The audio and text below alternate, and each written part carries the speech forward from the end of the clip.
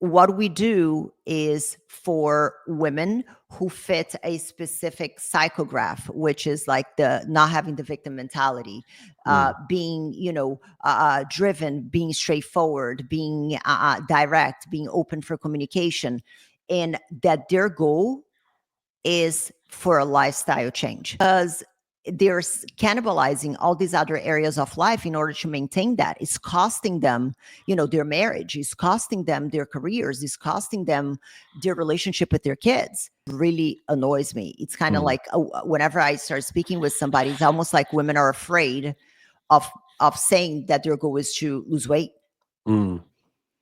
Because you need to be positive. And I think that that's toxic body positivity. I'm going to be gone traveling with my family for 6 weeks, but you know what? During the whole summer, I want to lose 20 pounds. I'm exaggerating. Our counselor's job to kind of take a few steps back and help support those members to address that all or nothing mentality. Support from hormone replacement therapy or GLP-1 or tirzepatide or whatever, to just cut that food noise.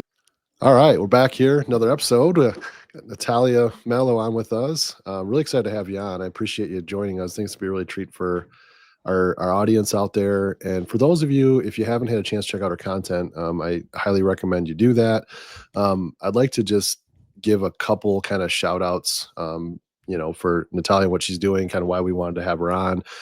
She was a former Bikini Olympia champion. And so if you don't know that, like the Olympia is the top kind of physique sporting show out there, and she accomplished that achievement in a very short time frame. So I hope to kind of get in a little bit of her story with that. But then I think the meat of it, which we're both equally excited to jump into, is her work as a women's health coach. And so she does a lot of great things, from weight loss, perimenopause, menopause, and just kind of helping so many women over the years navigate through life's challenges and all the fitness obstacles and health obstacles. And so I think she's got some really great insights for everybody. So yeah, really excited to have you on. Thanks again for joining us. Thank you for having me. And I almost want to write down the way that you did my bio was so smooth. I love it. I almost want to write it down. I'm like, I like that. So thank you for that. It was very smooth. I didn't blow it. That's good. That's good. I love it. Appreciate that.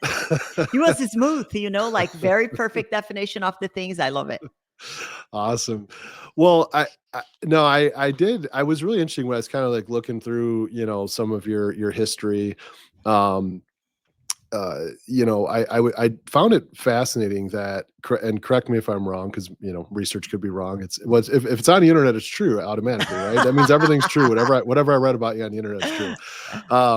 But it looked like you started competing. You can get into the details of this, so I'm gonna keep it high level. But you moved from Brazil to Louisiana, and in 2009 you started competing, and by 2012 you won the Olympia. Do I have those time ranges right, or how does that? So kind of. So I was the Louisiana piece. I was an exchange student in Louisiana. Yeah, got it. I went there to do my senior year of high school because I'm originally from Brazil. And then I went back to Brazil. I got in law school because I don't know how much you know about Latino households. It's almost like we're given two options. You're either a doctor or a lawyer. That's it. I was always into health and fitness. I started going to the gym when I was 14, saved my allowance for 6 weeks to be able to pay for 1 month of gym membership. So I was always into it. I wanted to do exercise science, sports and exercise science, but my mom vetoed my idea. So I was like, okay, I'll go into law school, which is a bachelor's degree. And then I got into law school. I was about 17, 18, halfway through. I started doing an internship in a courthouse, and that sealed the deal for me that I absolutely did not want to do that with my life. Just very corrupt. I went into it with that idealistic vision of I'm gonna justice for everybody. And I mean, we're talking about Brazil. So I saw the reality and I wasn't impressed. And that's kind of when I decided, and I was 20 at the time. And I sold my car, which was not worth much. I'm going to put that out there. Dropped out of law school, paid my bills, moved to the US with $350. Wow. Yeah. And that was about 2004. Okay. All right. Got it. And then it was a few years later when you got into physique competitions? Yeah, at the time, like up until then, you only had bodybuilding and then figure came Mm, around. But yep. for me, I never got into competing because of the physique, funnily enough. Even like whenever I saw the physique of bikini competitors, and I was one of the first bunch of bikini pros. Yeah. I remember whenever we were competing and we were like, okay, how do we pose? And they were like, I don't know, just go in there and do something. And I'm like, okay, so it's cool to see the evolution and a lot of the things that we did then from just winging it that have now been established as the thing to do. Anyway, and I was bartending at the time and I felt a bit lost in life.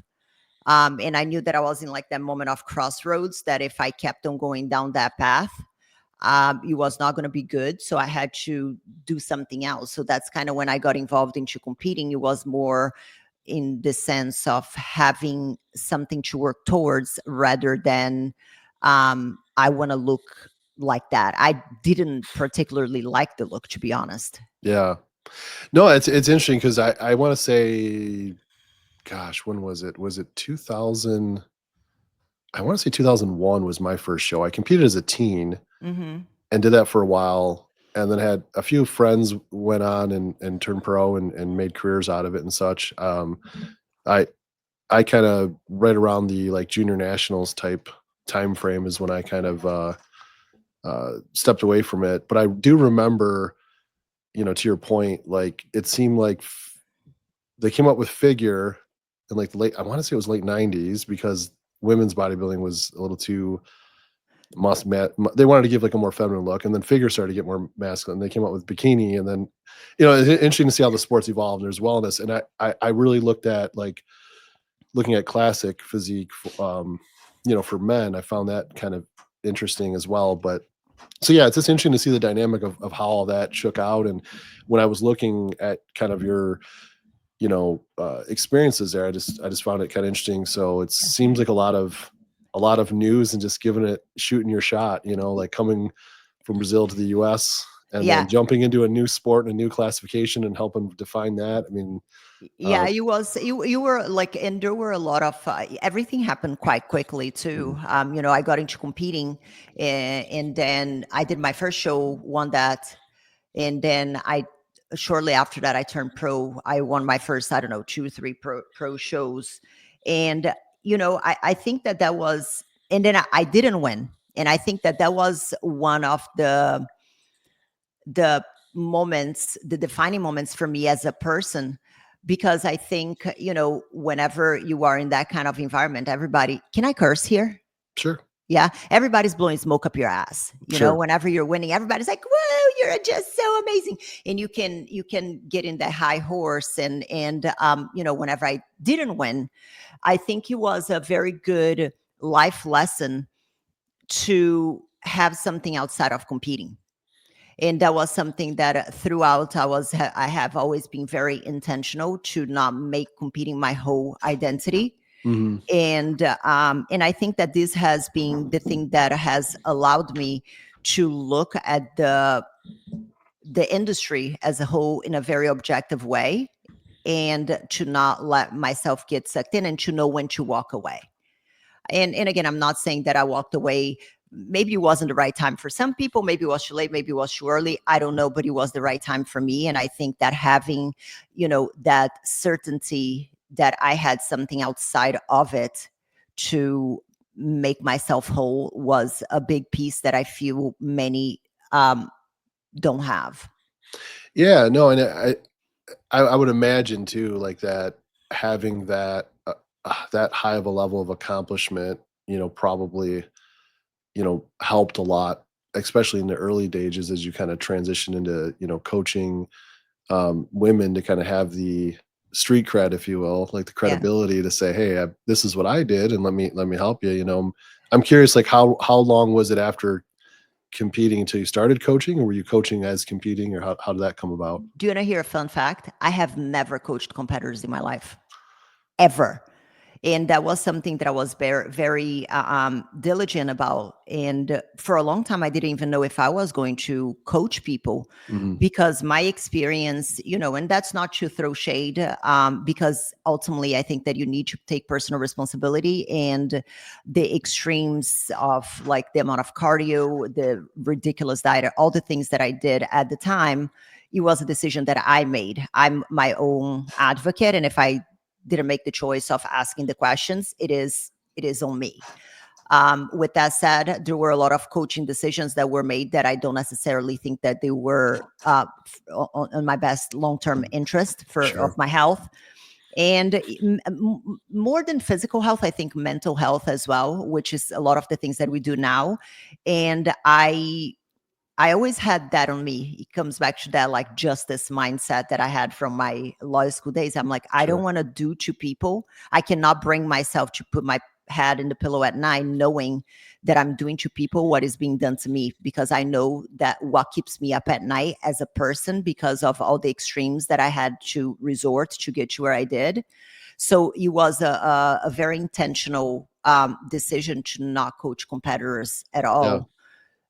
So that's kind of why I decided to go more towards the lifestyle. I did a lot of personal training while I was still competing, but it wasn't very intentional coaching. But I think it was a very good season, because now it allows me to be a very good online coach, because I do have the hands-on experience of working with people in person. Yeah. No, I appreciate that. It's I think too, like I as much as I might bounce around a little bit, but That's I okay. I have to go back to something too, because I think, I'm really interested in like people who coach or lift up other people. It's really interesting to kind of their story, their why, how they got there. And then I also think it's helpful when they share their process, their struggles. And I'll just give you an example, because when you're telling your story earlier, it just can't get out of my mind. And a shout out to Coach Wellington, who's my one of my jujitsu coaches. He similarly moved to the U.S. from Brazil. Um, no money, lived out of his car for a while. Yeah. Young, still younger guy, still kind of didn't know the language. I mean, I think he's Mhm. been here just a little over a year, and I just think it's so fascinating. He's teaching, Yeah. multiple classes, packed of people speaking his second language that he's learned just through immersion. He wasn't, formally trained, and teaching an art that's so complex. And so I'm just curious to, as when you came, to the US, like what did the support system look like? I'm curious, like your previous knowledge of, you know, English, was that, did you have any education on the language even? Did you have any friends here? Like how did that unfold? I love this question because, I think that especially with social media, it's very easy for people to, whenever I make comments about resilience, about agency, about, people always, the feedback that, like the reply that I get is like, well, it's easy for you to say. Yes. And I'm like, well, now that you open that door, sit down, let's have a talk. Because Right. whenever I moved here, $350, that's all I had. And the way that I moved here, I had a friend from middle school that I knew had moved here, but at the time he was already like married with kids. And then I sent him a message, and he was literally just my friend. And I was like, hey, I want to move to the US. Can you like help me? And he's like, yeah, but I can't have you in my house because I'm married and it's going to look weird, Mm. even though we never had anything. And I was like, respect that. So he found a place for me to stay, and he was the only person that I knew. And I was able to get a job a week after I arrived, cleaning restaurants, which was working from 11 p.m. to like 7, 8 o'clock in the morning. I don't even remember, to earn, I don't know, $30 for the whole Right. shift.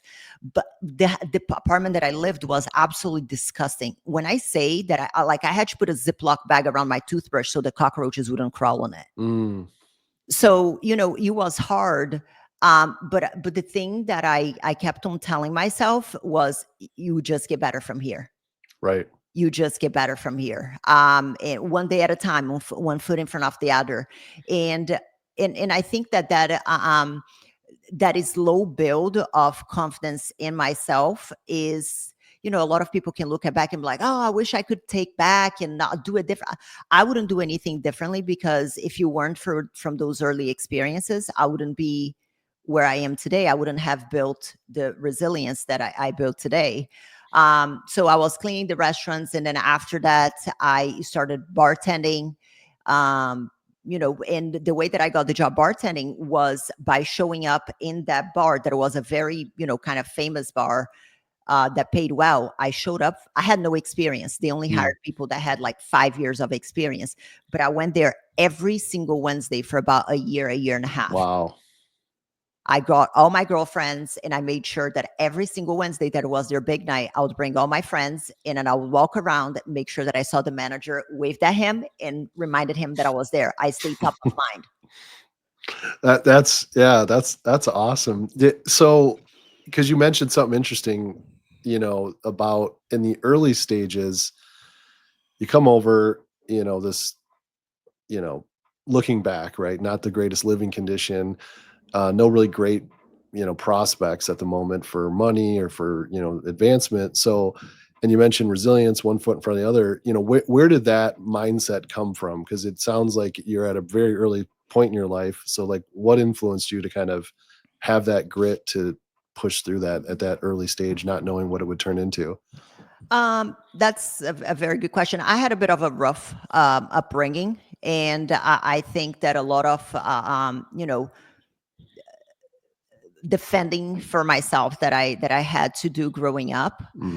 That's why a lot of people talk about trauma, and they become and listen, I'm not downplaying traumas, because it is real, but Sure. I do think that you can look at everything in life that happens as something that happens to you or for you. And Right. although there are a lot of things that I would have liked to maybe change a few bits and bobs from when I was little, but ultimately I can't. And what can I learn from it, move forward, and become better, do better, and use it as a strength rather than something that I'm going to be uh, passing blame as to why. I think that agency is a big piece of the puzzle with everything in life. Yeah, that's so true, because it's right. It's really easy, and we're all human, right? We're gonna Yeah. fall into that victim mentality sometimes, but it's really important, not to stay there. And then it sounds like you were able to do that and really fight through that on your own for a while. But I would imagine over time, like the importance of a support system Yeah. and having other people around you, kind of, moving forward that. So when you think about some of those things, in your coaching people, are there moments at that time in your life that you kind of pull from to kind of help share that, I guess? Because you said something interesting earlier, and I'll probably restate my question because I keep talking after I ask a question. But you said something interesting earlier too about, like, if anyone looks at your Instagram profile, it looks like this, you know, the Perfect life. glamorous life, right? Of course, that's what's on there, but you're marketing yourself, and you're established now, and you're doing your deal, but they don't know that part. So I'm curious, like when you're interacting with people, how do you pull from some of that to kind of show them that, like, hey, like, look at what I was able to do, or how do you use that to motivate others and coach people? It's a very interesting question, because I'm currently doing a course through Harvard Medical School, and that's one of the things that we are talking a lot about, how to pull like motivation from the person. And I do think that sometimes it is relevant to Mhm, bring my own story for report, mhm, but it is I find that it can become a very fine line, mhm. because if somebody is already in a state of victimism and victim mentality, which like I sometimes have throw myself my own pity party. It's Sure. about how you navigate and how you pull yourself out of it. I don't know. It really, it's about reading the room and being able to establish who is going to be able to get the lesson out of something that has happened with you, and use that as a motivation rather than use that as more fuel to be, oh, but it's easy for you to say because you know what I like, oh, because it's genetics, oh, because it's easy for you to say because you won the biggest bodybuilding competition in the world.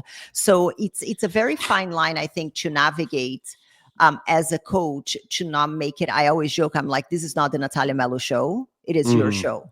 Sure. So how can I support? How can I don't like to bring those stories in a time of crisis with someone, because a lot of times I don't know how beneficial it can be. But I do like to sprinkle my story outside of the reactive scenario, just to fuel them and to see what is possible. However, I think whenever we're more in a crisis kind of situation, it's about making it about them rather than making it about me. Got it. And just kind of walking into that, what are you seeing? It can be today or in the past, but what are you seeing? I think more recent. I'm kind of interested in. You have the Powerhouse Academy. You're working with women. You have coaches too that are working with helping women. What are you seeing the mindset in today's kind of world, I guess is the way I'd frame the question. Is what are you seeing in the mindset of, like, last couple of years, women coming into the program? I think the first part of my question would be like, yeah, I guess, what do you see their kind of current state, both physically and mindset, like mentally? Can I take a few steps back before I Yeah, answer that? sure. Yeah. So, because I think it's important to explain why I did my coaching the way that I did, because and I'm opening the mic to be corrected if anybody knows, but I believe that we are the only coaching program that does things the way that we do, and you're going to understand why in a little bit. So, towards the tail end of my competitive career, I the extremes, that disordered eating patterns, the hours of cardio, that thing started to become my norm. And at the time, it was feasible because it was just me. My job was to look X, Y, and Z. Granted, I worked 3 jobs at the time, but it was on my own time. Like, it was, I had agency over the things that were happening because it was just about me. Mhm. So, it was feasible for me to do all the things that I was doing. And as life started to evolve, I met my husband, and my husband was a professional rugby player. Mm. Very, respected, a very good. He had represented his country. He played for Ireland. And I started to see the life that my husband lived as a professional athlete and how I lived.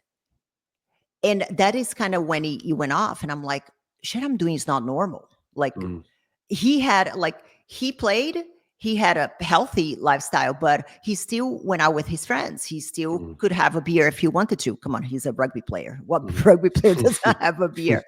And I started to kind of, and he got paid, even if he didn't play. And for us, we don't get paid to train. Right. Sure.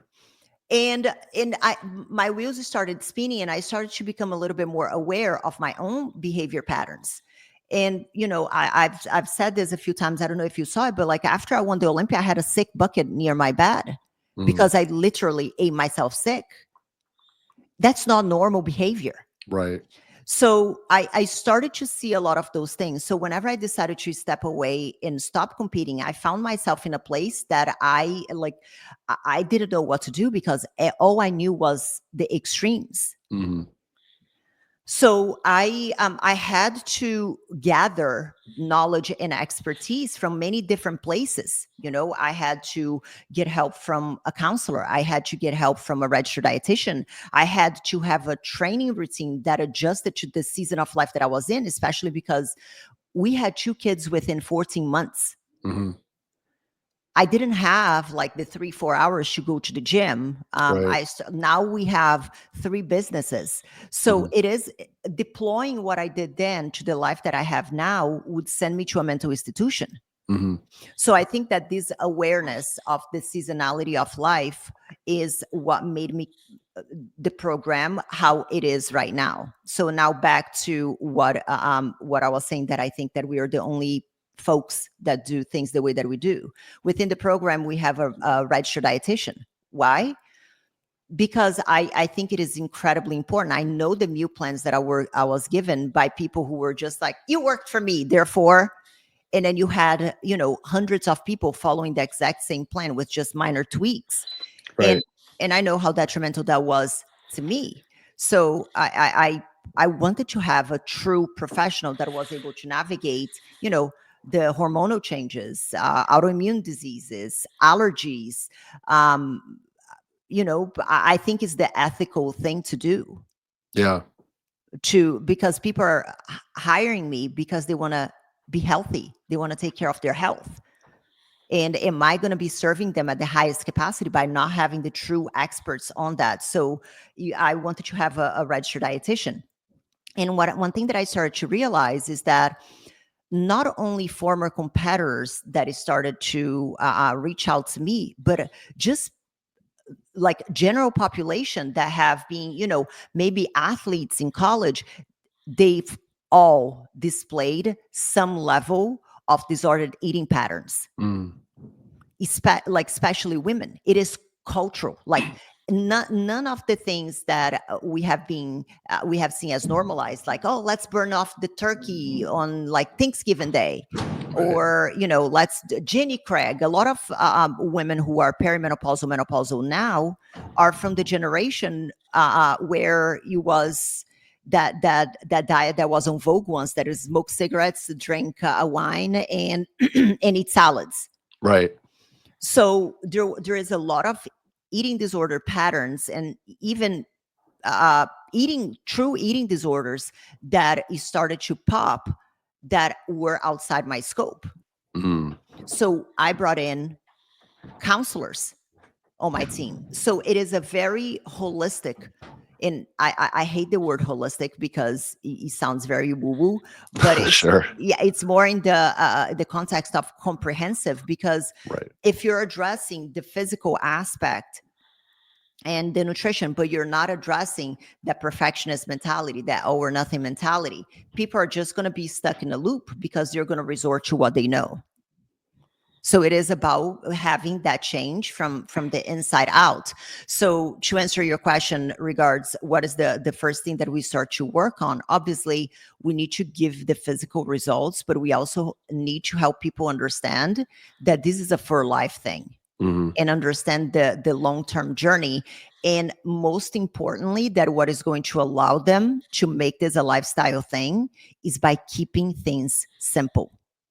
And I think that with social media, everybody's jumping from thing to thing, looking for the bells and whistles and, what is the latest trend, and jumping from thing to thing, which is keeping them stuck. Right. Yeah, I think, it's a great point, because I was listening to, there's a recent physician that was doing a talk on, with the details don't fully matter, but essentially was talking about the difference between like calories in, calories out, and like insulin.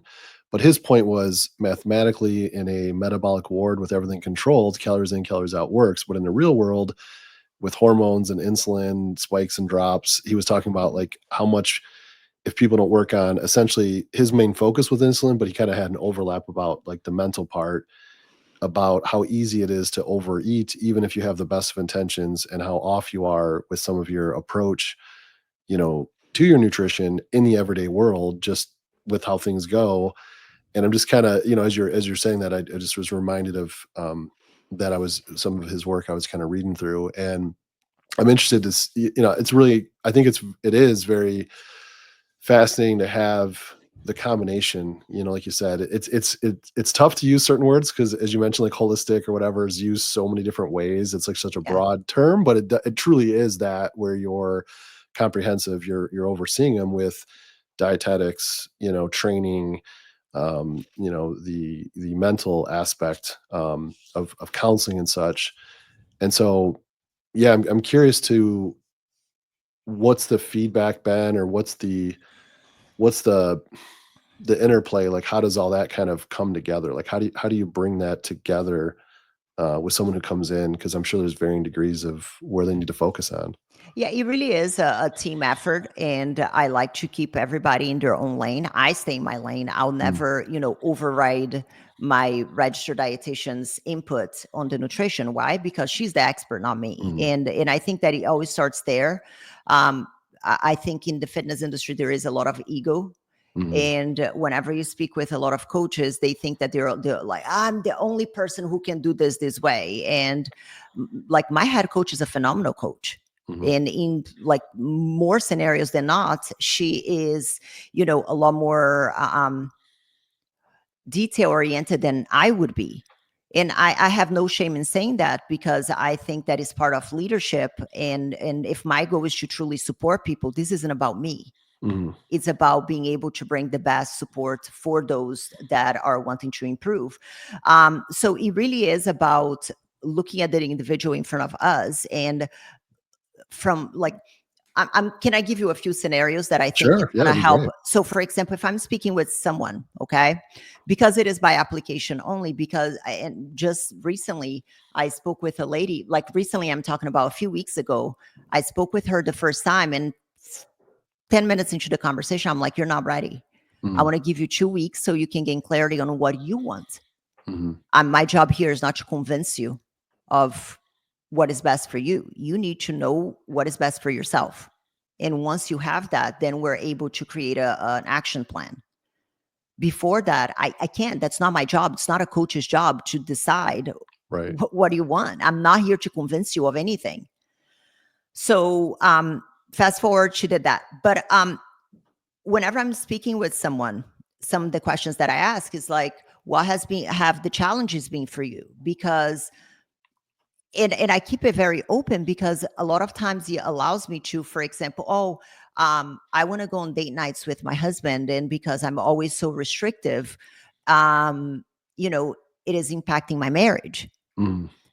So once I have that tidbit of information, it allows me to create a plan that is going to give her the leeway to connect with her husband, because can this hinder the speed of the results? 100%. Right.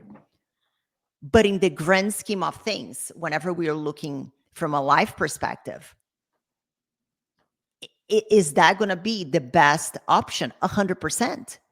Sure. Because that person is not getting ready for the Olympics. She's not getting ready. She just is a woman that works 60 hours a week, that has a few kids, that got disconnected from her husband. And that one opportunity is the opportunity that they have to connect. But because she's so obsessed with food and always doing extremes, that is creating a disconnection from her partner. Or, you know, the whole idea of like, oh, I want to eat healthy. And then my other coach told me that I could not have wine at all, because if I have wine, I'm a piece of shit. Right. And listen, there is evidence that wine is not the best. However, if we're looking in the context, you know, of celebrating a family member that just got done with treatment from chemotherapy and is going to survive, and they're all celebrating in a restaurant and cheering with a glass of, you know, champagne. Is it really healthy for me to tell that person and not allow them to celebrate such a special moment? Sure. Because they are not, quote unquote, allowed to have alcohol? Or would it be a better strategy for me to teach them how to incorporate some of those things, because they are going to be part of life, Right. so that they don't feel like they're failing on a constant basis, because they're not being 100% and they're doing what their coaches told them that they're not allowed to do. Right. So this is really how we approach things, because again, the goal is for life. And that's something that I tell people the first moment. If you're looking for quick, fast and furious, I ain't your person. Yeah, no, I think there's a couple things that come to mind, because I think, you know, early in life for me, like it just was a communication pattern where I didn't mean to do this, but I would say something was good or bad, like food. And then I found, when I was dieting for a show, which was extreme and totally different, people would say to me, "Can you have this? Can you have this?" And I was like, "Hey, I got my food. I'm good." And they would say, "Well, is this bad? Is this good?" So I started early on to realize it's not that it's bad or good. It's just, this is what's fueling me for this specific goal. And yes, that's healthy, but you know, and looking at that, and I think there's a lot of, you know, you mentioned earlier, like social media, there's just a lot of demonizing food, like good, bad. And there was even a reel recently where they like they had this person try like this. The setup was like, I'm trying to live a healthy life, and they grabbed fruit, and then like a influencer popped up saying fruit is I've bad, and then they seen went to that. grab water, and the person said you can't drink water, it's got too much whatever. And then they went to grab like protein, and it was like you can't have that, and it was just like it's got to be so overwhelming for people. So I think Yeah. it's definitely the approach that kind of sifts through it, and I like that you have that like application process so that you can help them, because at our clinic, we do have people that we try to help, but some that are friends that that's why they work with us as well, is because they might know me or whatever. They'll also want to like send me stuff. I'm like, you got to stop. Like, you just there's no absolutes in this thing. There's 100%. to your point, fitting it into the lifestyle, and it's more of changing it. And I would imagine too, there's a lot of personalities out there. I know my wife's one of them. She'll be the first to tell you, like, if you tell me I can't have something, I want it 10 times more, and I'm going to have it now. She's like, And it just deepened the way she looks at it. in that is especially for the demographic that I personally work with. I work with the more like high achieving. I think because of my personality, I'm very straightforward, very, very direct. Sure. I don't think I gravitate the people who are like very that's like my folks are very direct, very straightforward, get shit done. They are in the workforce, and so they do have a very busy life, and because they're very strong willed and strong personalities, if I tell them they can't do something, they're like, that's cute, and then they do the complete opposite. Right. And I think that there is also another layer of it as well. I tell our clients, I'm a coach, I'm not a babysitter for a bunch of grown-ass women. Because I feel like the moment that like our members are saying, oh, I can't eat that because I'm not allowed to, I'm like, you're allowed to do whatever you want. It is your body. Right. My job is not to give you permission to, who am I to tell you that you can or cannot do X, Y, and Z? My job is to give you the guidelines and to give you the knowledge and to, explain and hold you accountable to your goal. But ultimately, it is your decision. So, because the moment that I give them the guidelines and the knowledge, it allows them to put themselves in the driver's seat and have agency and make decisions that align with their goals, rather than just deciding because I told them so. Right. Yeah, it seems really empowering in that area of their life. I'd imagine if you're dealing with high achievers, they feel pretty empowered in other areas of their life, but I would imagine that they kind of need some help in that area, it sounds like. Yeah. In the thing also, I think you kind of were going there, and I'm gonna kind of fast forward, is with social media also. There are a lot of conversations that are becoming taboo, and it really annoys me. It's kind of like whenever I start speaking with somebody, it's almost like women are afraid of saying that their goal is to lose weight. Because you need to be positive, and we need to be so grateful that we have this amazing body. And I think that that's toxic body positivity. You can be grateful and work on bettering yourself. They're not mutually exclusive. Yeah, that's a good point. So I think that having clarity on goals and being very clear to talk about what the ultimate goal is, instead of just being wishy-washy. I want to feel good. What the hell does that mean? Right. No, and I know, and people can obviously check it out there too, but I think it's really interesting because looking through, one of the things I like is about, there's a few things, but one of the key things I liked originally about like looking at your program, right? Like, you have a lot of before and afters. So you're like, hey, here it is. Like, this is all the people. Yeah. But if you look at it a little bit closer, you see different backgrounds, different body types, people in different parts of their journey, where maybe someone, dare I say that the buzzwords of lean and tone, they like had like a little bit to, tighten up. And then they have others that have like massive weight loss and transformation. So it seems to be your approach is kind of catering to a wider range of people, but it sounds like it's because of, it's centered on what it's centered on is kind of why it seems to be Yeah. helping. The attraction for us is not like so much on the focus is not on I promise you that I'm going to get you from here to here in X amount of time. what we do is for women who fit a specific psychograph, which is like the not having the victim mentality, being, driven, being straightforward, being direct, being open for communication, and that their goal is for a lifestyle change, not for a quick fix. So I can have somebody who is, lean and weighs 125 pounds soaking wet at 5'5", but they maintain that at the cost of their sanity. So it really isn't a lifestyle, Right. because they're cannibalizing all these other areas of life in order to maintain that. It's costing them, their marriage, it's costing them their careers, it's costing them their relationship with their kids. So is this really the lifestyle that you want? Mm-hmm. And then we can also have somebody, like we've had a member that came to us at almost 300 pounds who, physically speaking, different goals, but like in the context of life, the goal was the same. Mm-hmm.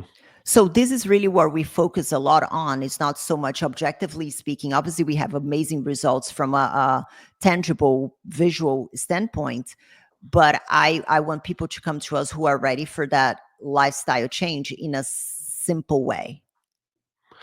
Yeah, and I was interested because you were talking about. I got probably a couple. You're covering a lot of it, which is great. I might have a couple questions on this, but I'm curious to what does it look like the interacting with the counselors? Because I just find that that's such an important piece. How often do they see them in your program? I'm sure there's a lot of personalizing it, but like just Yeah. generally, what does that look like when someone's kind of engaging on like the mental health side of things? So a lot of the mental health is more in the context of understanding what is going to be the best approach for that specific person. So it starts even before that 101 kind of interaction, but it starts on the, like, for example, some people, if we know that they have a history of eating disorders and that they can become very obsessive, it might not be best to get them to send their weight every single week in the Mm, check-in. yeah. And this is the decision that I normally default to our counselor, because she'll know what can trigger obsessive behaviors. And so, like, who do we need to be a bit more lenient with compliance, because we know that if we push too hard, Mm, they can crack. So the first line of benefit from having a counselor is being able to read the room in a more deeper level, to know what can trigger behaviors that are going to be more detrimental than not. And then we also have, for example, whenever we're doing the check-ins, we're seeing the themes that are coming frequently. So for example, let's say leading up to summer, what is a theme that we see a lot? People setting these crazy goals, mm, even though if we objectively look at the summer, they're like, oh, I'm going to be gone traveling with my family for 6 weeks. But you know what? During the whole summer, I want to lose 20 pounds. I'm exaggerating here. sure. So it is our counselor's job to kind of take a few steps back and help support those members to address and kind of help them navigate that all or nothing mentality Yes. that is coming, and that perfectionist mentality. And then, for example, let's say that they set those goals, and then we enter summer and it's unrealistic. It's not able, like, they're not going to be able to accomplish, and they're not going to be able to sustain. And then they miss a couple workouts. It's our counselor's job to make sure that they stay consistent and don't go into that deep end of all or nothing, like we had when we competed. Right. You have a bite of a cookie and it's like, see, I already messed it up, and then you go and you have 27 cookies. Right. Right. So, and then we also have one-on-one interaction, more direct contact, and we don't enforce counseling on anybody, but it is something that it is available Mhm. for those who are interested. So these are the layers, and our counselor is very involved. We have two on the team, so they're very involved. One of them is our head coach, the other one is our success coach. So they're very hands-on involved as well. I think it's so important because like I'll just pull out an example that came to mind, and it's if you walk through like the base of the math, I'm going to tie it into what you said here, but it's essentially like if you take a person who puts on less than half a pound a month from when they graduate high school to their 20-year reunion, right? Um, and if you kind of extrapolate that at, let's say it's just 5 pounds a year over those 20 years, that person's showing up 100 pounds overweight, 100 pounds more fat on their body. And what you were saying there is like, picture just, you were talking just a summer, and hey, I'm going to lose 20 pounds. And then, like you said, then you unpack their lifestyle and you're like, this is not reasonable. Like Yeah. you're not going to lose it. And what happens to that person is they're thinking they're a failure. They're back to woe is me, and see, I did it again, and blah, blah. And so I think it's really important. And wanted to call that out. And you did a great job explaining it, but just to really emphasize, like, setting the realistic goals, but then having a coach or a team, like in your case, in your program's case, like in your corner, to walk you through that, and not take it on, because some people will take it on, depending on the personality type, as like a personal challenge. Like, oh, you don't think I can do it? It's like, no, no, no. We've seen this. We've watched this movie before. We've played the tape forward. We know what happens. Like, Yeah. let's set up some realistic targets there. So I think that was a really good example, Yeah. and kind of the longevity of the continuation with people, because I see it sometimes in some of the medical application that we do, where people will, not to open a whole nother can of worms, I guess I will, but like, people will think like, well, I'm gonna fix this treatment and then everything's gonna be better, or I could just take more of something and everything will be better. It's like, no, no, no, no, no. This is just to get you to a certain point to fuel the other stuff we need you doing, the healthy stuff, the sleep, the exercise, and so on and so forth. Yeah, we get that because, like I said, we work with a lot of women who are perimenopausal and menopausal as well, and I'm very pro HRT. Before, I used to be a bit skeptical of GLP-1, tirzepatide, Ozempic, like all of that. Sure. However, having worked with a lot of, I've been doing this for 16 years, helped over 5,000 women. So there's been some coaching under my belt. Sure. So I think that, there is an incredible benefit to it for all of it.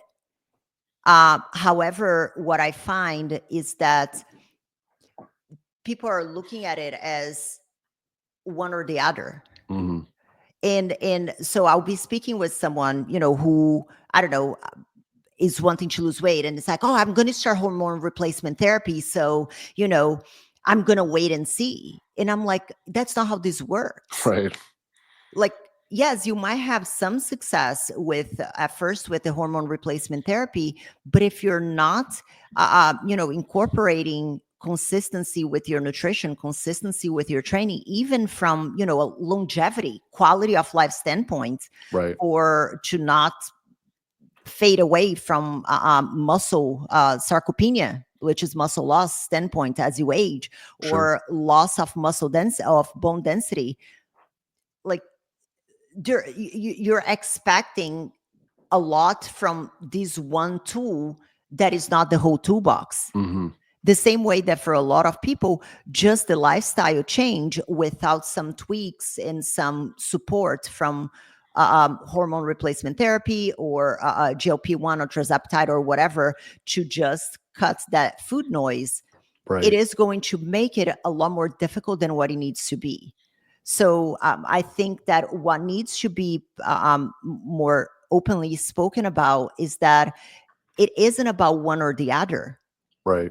It's about how can you best utilize both. And I see a lot of fitness coaches, they're like, oh, like Ozempic sucks and tirzepatide sucks and all of that. I don't think it sucks. I think it's a very good tool. But a lot of the unethical, which I'm sure is not the case for you guys, but a lot of the unethical prescribers, they're selling it as this dream without the proper guidance on the back end to make sure that it doesn't come back to hit those patients in the face. Yeah. No, I agree. I mean, it's exactly as you put it, right? It's just a tool in the toolbox. And some people, and that's why I try to just talk to people, if they're just, over the years, in my experiences doing consults and things, it's, where are you in your journey? And do you need immediate relief? Like, you need help now, you need a more aggressive intervention now. It's okay. Because some of them are saying, well, I feel like I'm cheating. I'm feeling, it's like, it's okay. Like, do that, but you have a good mindset. This is just something to help. And then find the minimum effective dose if it is a pharmacology type intervention or even supplementation. It's a supplement. It's to supplement what you're not getting from your daily food, right? So we're trying to minimize that, the application of that, to just get you going, Yeah. get you some of the raw materials to fuel the other things you're doing, or vice versa. You know, it's well documented. We have a ton of articles, but there's thousands more out there that will show how those hormones even metabolize in someone's bodies. I've seen a lot of women and men that are on really aggressive weight loss medication dosages, very high, and some that are on hormone replacement, and they're saying, I don't really feel it. And then when you get into it, you find, there's gut dysbiosis, the microbiome's off, there's inactivity, there's imbalance in stress hormones. There's all these other things that are causing those medications to not even be anywhere near as effective as what they could be. So it kind of goes on both sides, Yeah. Yeah. And that's one of the things why I like to talk about keeping things simple, because whenever people try to start with all the bells and whistles right out of the gate, and then I'm going to do keto, and then I'm going to be vegan, but I'm also going to do the carnivore, and I'm going to do fasting, and then I'm going to go to the gym 5 hours a day. And then like, they're throwing the kitchen sink, and it just gets to a point. And that's something that we have a member right now who is 61 years old. We cannot feed her enough. Like, she's 5 feet 4'9", 61 years old. She's eating 1,800 calories a day, and we give her an additional 500 calories twice a week. And she won't stop losing weight. We're like, that's enough. Like, and she looks incredible. Training 35 minutes a day, 4 or 5 times a week. And before, she was training 2 hours a day, 7 days a week, like starving herself. And the weight just kept on piling on. And that's the thing, that whenever I first spoke with her, I'm like, where do you go from here if you're already training 7 days a week for 2 hours a day? So how about, instead of like just looking at it as a more is better mindset, why don't we just, and I think that that's the beauty of coaching that is being lost, is that people are always looking for the coach that has the bells and whistles. But the true definition, I think, of quality in coaching, any kind of coaching, is being able to simplify a process that is complex in a way that you just look at it and you're like, that's it. Right. Because that's what's going to allow the person to stay consistent and be able to pinpoint what is working and what is not, because you don't have as many variables. Yeah, no, that's so true. I think for the listener out there too, I wanted to tackle a few maybe a little more pointed topics, like I think, and just from your experience, you said 5,000 women, like I'm sure there's a lot that how you can answer this question. But my question is, what are either some recent or current, common myths or misunderstandings that you see in women's health, either through social media or through your clients coming in and saying things? Are there any that come to mind that, you have to often kind of unpack? Oh my God. How much time have we got? So I think that the first one is the idea that just because you worked when you were in college, or whenever you were competing, or whenever you were, trying to diet for your wedding, just because you worked then, that is going to work now. And it kind of goes back to that idea of seasonality. If before, what worked for you is the more is better mentality. Oh, I'll just, if I eat this, I'll do extra cardio. But right now you're working 65, 70 hours a week, and you have a bunch of kids, and your kids are in extracurricular activities and club sports and all of that. What time are you going to do that extra hour of cardio? Right. And if you're already getting almost no hours of sleep, how is that going to support big picture? Right. So I think that this is the first myth / mistake, that just because you work then, and then, you have someone who has all these responsibilities, and they're trying to follow with somebody who is 23 years old and whose job is to be fit, period, the end. That's it. oh, but such and such said that they're doing this and it works. And I'm like, yes, because that person can sleep until 10 o'clock in the morning and their job is to have a six pack and they're 23 years old. You're 45, 50, you've had a few kids. And I'm not saying that, oh, because you have kids always gone. I live somewhere in the middle on the idea that everybody has the same 24 hours. Right. It's about how you utilize the 24 hours. And obviously somebody who has a lot more responsibilities is going to have less disposable hours to do whatever they want with it. Right. And being understanding and cognizant of that. So I think that this would be the first one. And the other big myth is more a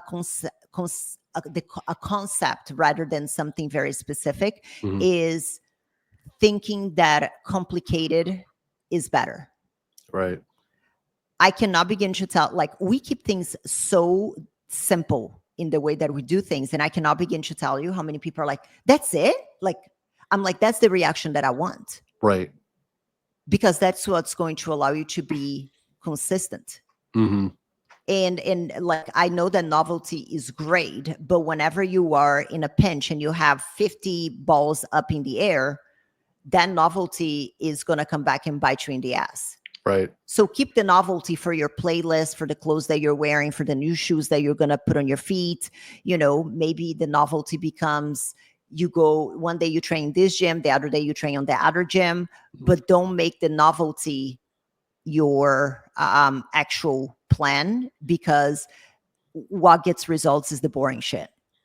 That's a really good point though, because I haven't heard it said that way before, but there are those personality. Now that you say it, there are those personality types where they're attracted to novelty, they're attracted to the change and the difference. I think it's a great point. It's like, hey, go to 2 different gyms, change this up. Find another area of your life where you can expand upon that more. That's actually a really good point, because there's a few of us that I'll train at a couple different places, and I do find that it helps me not have to have, because as a competitor, this. There's working out, and then there's training, right? Yeah, so yeah. like, I have a hard time working out. I like, people be like, oh, you do this your whole life. I'm like, no. I suck at working out. Like, if I'm training for something, it's that like fear that someone else is working harder than me. I can get dialed in and focused. But I think, to your point, like the working out and just kind of, this is what I do. This is my lifestyle. I'm living healthy, and push a little more for a certain goal here and there, but having that novelty and nuance and changes, because I often find myself even knowing what I know and seeing it, what's the cool new thing, I kind of get a little tempted, like, I kind of want to try that. And then it's just reminding, like, pump the brakes, like, focus on what's working and consistency. Yeah. And people are always like, so Natalia, what is the hack? I'm like, there is no hack. Like, I think that the biggest hack right now is to block off the noise, and to keep things as simple as possible in a way that you can stay consistent with it. And what another thing that I think it's happening is the amount of bite-sized information being given on the internet is giving people a false sense of expertise.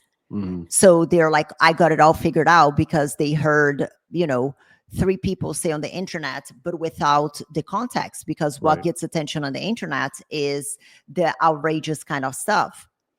But we don't have the context as to why maybe that specific strategy is being applied. So they are listening to 50 different people, and then they are getting this like tidbits of information. They're like, oh, I got it all figured out. I'm like, I've been training since I was 14. I'm 41.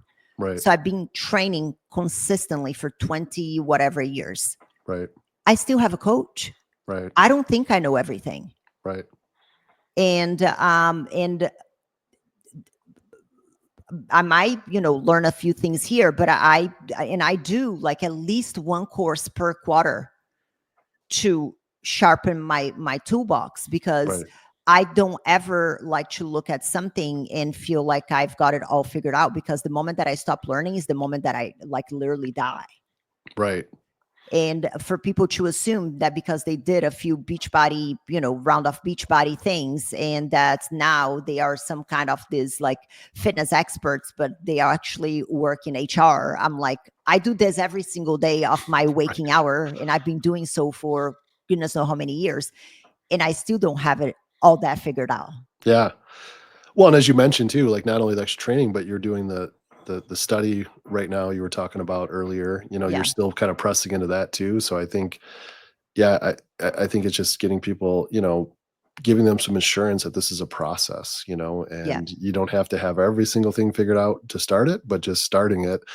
And as you said earlier, putting one foot in front of the other is kind of the key there. So Yeah. And I think there is also a big shame. I don't know if it happens with men because I don't work with men, mhm, but with women, I think that there is a layer of shame as well with acknowledging that they need help. It's kind of right, like, oh, I was skinny when I was in college, or I was in shape when I was in college. Therefore, I should know what to do now. Like, but that's not how this works. It's a different season of life, and there is nothing wrong with acknowledging that what you're doing is not working. But there is I feel like the ego gets in the way, and there are a lot of unsupportive partners as well right, that are like, oh, you just need to work harder, and I'm like, what time? Like, right. like when? So I think we need to remove a little bit of the shame associated with saying I don't know what I'm doing. That's a good point. I mean, I see this a little bit too, where it's the this is again a man saying this about women, but so take it for what it's worth, but or who it's coming from. But I do see it. Just feels like women are expected to be the homemaker of the 50s, the business executive of whatever, right? Like, and then, oh, by the way, we want you to look like this on Instagram, Yeah. and oh, be super mom. And I think there's a lot of I pick up both like ends of this, where I hear kind of the theme where it's they almost feel selfish asking for help and focusing on themselves. So actually, like one our saying, our company saying from the very founding is it's optimize you, uplift others, and it's talking about call a timeout, give yourself a little time. Let's optimize you. Like let's make you just a little. That way, you are a better business leader. You are a better wife, better mom, better whatever. But I do find that people have a hard time, almost like getting the help because they're kind of to your point, They feel guilty. yeah, yeah. Do you see that with Uh, clients that come in? a million percent. Mm, A mhm, million percent. It's funny because even from a financial aspect, which absolutely blows my mind, um, and this is kind of like rather personal to me because I'm in the middle of it in from a family setting, and you're going to understand as I elaborate on that. I spoke with a woman, like she has her kids enrolled in tennis and competitive cheer. mm, I have children in sports too. That shit's expensive. right. Oh, yeah. Competitive cheer, tennis, and I think, oh, and we're thinking about enrolling him in ice hockey. Like these are, in addition to like, and then if you add soccer on top of it, like these are the most expensive, Right. like youth sports that should be enrolled in. And then she's like, yeah, and then like I don't have the money to invest in myself. And this is someone who is canceling vacations because she doesn't feel good in her body. Mhm, She's not being intimate with her husband. She hasn't taken photos with her kids in years. It's all like selfies and things like that. sure. She can feel her health falling apart, and she just keeps on pushing for more. She's getting injured. So, like, my question always comes back: is it really guilty? Is it really selfish of you to take care of yourself so that you can show up for those people that you love? Right. Or let's say that you keep on doing what you're doing right now that you think that is very selfless, and your mental health and physical health takes a hit, and you're not here to watch your kids get married. Right. What do you think that is more selfish? Mhm, Because I feel like a lot of women especially think just the now, mhm, like I have to do all the things, but then do you have kids? I Yeah, don't know. I Yeah. do. Yeah. Like, Two daughters actually. Yeah. yeah. And like whenever we go places with our kids, I'm very observant, especially if it is a beach, a cruise, and things like that. I would encourage you or anybody listening here to watch who's playing with the kids Mhm. in the pool or on the beach or on the Mhm. sea. 10 times is the dad. And the woman is sitting under the umbrella, completely covered up, sometimes in a capri, in leggings, in a Mhm. top, Mhm. many times not even wearing a swimming suit. Are Mhm. you telling me that is not selfish? Mhm. That you feel so uncomfortable in your body that you are being the spectator of your children's lives Right. rather than an active part of your children's lives? That's selfish. Mhm. Right. So I think we really need to change the narrative a little bit about the idea of selfishness, because I think it's being misunderstood. And, the idea that women are this martyr has been repeatedly perpetuated. And I think that is being incredibly detrimental to women.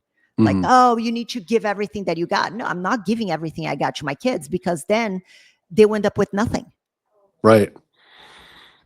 Well, no, what type of a life is that really encouraging them to kind of strive for? It's kind of like the old adage in like management was, when you're in management, like make your job very attractive that people want it and they want to get promoted to it. Because if no one wants to, like that's a sign of like a bad leader in like a business setting. It's kind of a similar thing as far as being a parent is like you want, the kids are taking that stuff with like a sponge. You want to be living your life. So like, oh, look at what my mom does, look what my dad does, and it's interesting. And sometimes it can organically happen because I can just speak from experience. I had the bright idea in my 40s to start jujitsu and thought that would be fun for whatever reason, and just getting my butt kicked by a bunch of 20-year-olds getting ready to fight in the cage was pretty cool.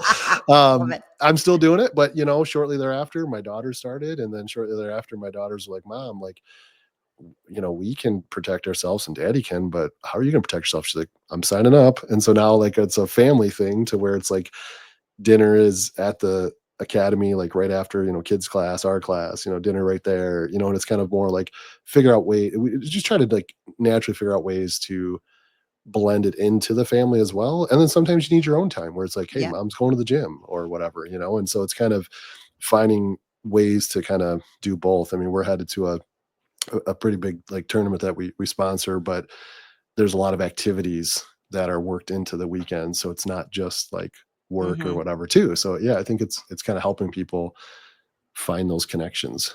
Yeah, no, and one of the questions, I have a daughter and a son, and one of the questions that I ask myself and I ask any woman that I have in front of me who has children, it's like, how that make you feel for your daughter to feel how you do right now?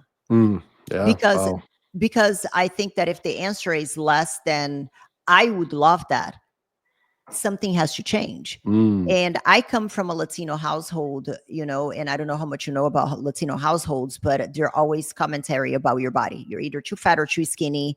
You're never good enough. mm, And you watch your, aunts and mom and grandmother always picking their bodies apart. So I think that this generation now has become a little bit better about not making such vocal comments about their own bodies and their kids' bodies. But the delusion that your child is not seeing that you refuse to get in the pool, that your mm. child is not seeing that you don't take photos. Yeah, or you're always tired and you don't have energy to do anything, right? They pick up Oh yeah. on that. So we have made progress from, I think, previous generations in the context of like the commentary about your bodies and things like that. But thinking that you feeling like shit, it's not going to have an impact on your child. It's delusion because they see it.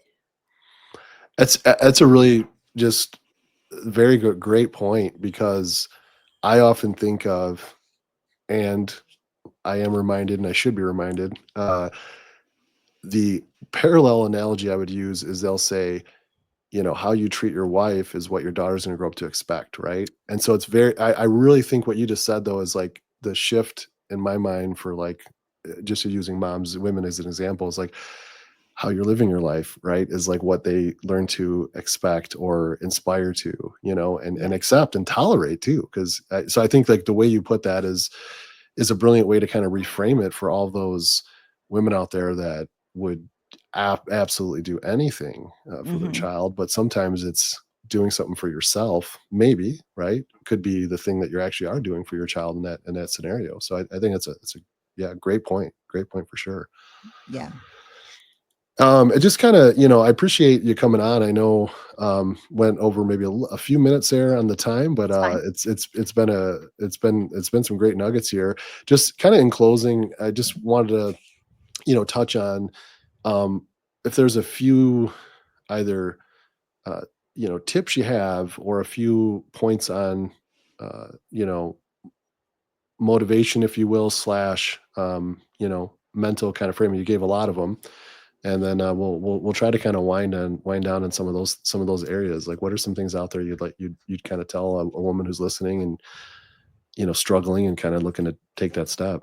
I think that the first one is, especially with women, I find that they're always waiting for that perfect time. It's like, right now it's not a good time because the kids are in sports. So right now it's not a good time because it's summer break. Oh, right now. But the thing is that I've been a mother for 8 years and I've been an adult for, it's still up for debate, but I'm 41 years old. And I am yet to think of a season of my life that I woke up, especially after having kids and running my business, that I woke up and I was like, there is nothing going on today. Right. There is nothing happening. And it might happen for like a day and it's not a season.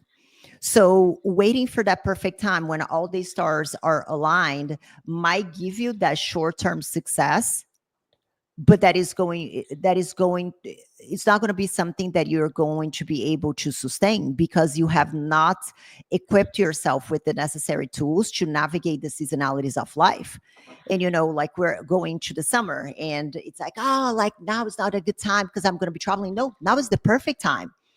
Because last time I checked, summer is going to be here next year too.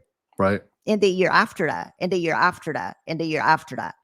So if you're not learning how to navigate your fitness, set the necessary expectations and have the right tools to be able to stay consistent, even when life is less than perfect, you are going to keep on being stuck on this vacuum and on this loop and thinking that you can put yourself in a vacuum, yourself and your fitness in a vacuum, in the sense of like, I'm going to train 7 days a week, 2 hours a day. Yeah. But if you have kids and you have a career and you have a partner and you have aging parents, that reality is a reality in a vacuum that doesn't work with everything else that's going on in your life. Right. So it is incredibly important to be objective with where you are and do what you can with what you have and get out of those cycles. Like, I'm going to jump in the 6 weeks challenge. Okay. But what happened? 6 weeks challenge, you do, 2 hours of training for the 6 weeks, you eat lettuce and ice cubes for 6 weeks. And what happens after that? You go back to square one. Is that something that is truly realistic for your life and is going to become your lifestyle? Probably not. Right. Well, I appreciate you coming on. For everybody out there too, we'll have in the show notes and descriptions, we'll have ways you can find Natalia's programs, follow her more. We'll have some other content that'll come out with the episode as well. But thanks again for jumping on. A lot of great nuggets there. Our editors will definitely be busy kind of cutting out a lot of those nuggets and sharing them with our audience. So we appreciate you coming on. Thanks again so much. Thank you so much for having me. This was and just so you know, there have been a lot of things that I shared here that I have never shared in any other episode. So you were able to ask some questions that got me to open up about things I never talked about. So thanks for the opportunity. Oh yeah, my pleasure. Thanks again. We'll see you guys.